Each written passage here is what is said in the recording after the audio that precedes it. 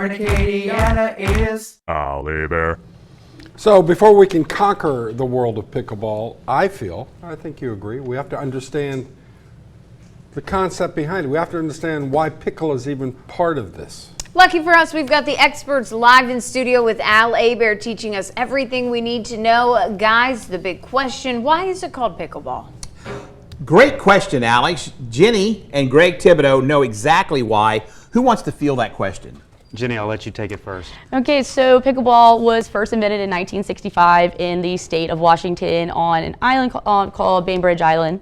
And the pickle, there is no pickle in the game anywhere, but it is originally named because they would take these boats called pickle boats to the island from Washington State. But there's also like a little second rumor about where it came from. I'll let you tell them. I like the second rumor better because I'm an animal fan, and the inventor had a dog named Pickles, and he loved to retrieve. And from that, he came up with the idea we're going to call the sport pickleball. I like that. So, you know, when people want to try a new sport, they always wonder how much is it going to cost to get into this. These balls, they don't look expensive, but they could be wildly expensive. You and I were talking earlier about how much paddles used to be as opposed to what they are now. So if someone's out there and says, we're going to go play pickleball, what can they expect to spend to start?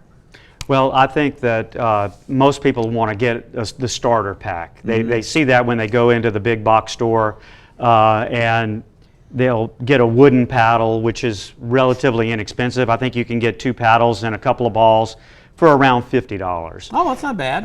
However, if you really want to take off in the sport, I think you would be more inclined to get a more expensive paddle, maybe a $50 paddle, which is reasonable. One such as this is about close to $200. Whoa! So you can get up. One like this could be getting closer to $250. They do have some $300 paddles. I won't say that it'll make you a better player, but we like to think that it would. Well, if it makes you look cooler, that's what it's all about. That's what I think. So what are these things made of?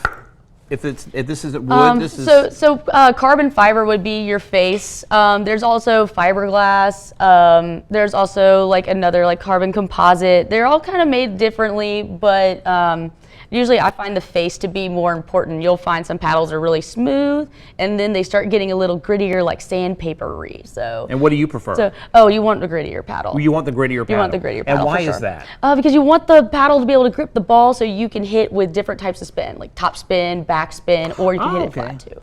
So, and also you will notice that these paddles also have little different widths. Here's a thicker paddle, thinner paddle. I tend to prefer a thicker paddle, but lately I've been on a thinner paddle. Man, I tell you what, you're going to learn about pickleball. I assume pickleball courts will be crowded today. Hey, we're going to go back to Alex and Scott. Well, pickleball courts, pickleball already taking off, but imagine tonight, there's not going to be a pickleball court to be found. Right. Available. I had no idea. This is very informative. Yeah. Different types of paddles, different... Gritty paddles, thin ones. That's crazy, guys. Thank you so much. Can't wait to circle back and learn some more.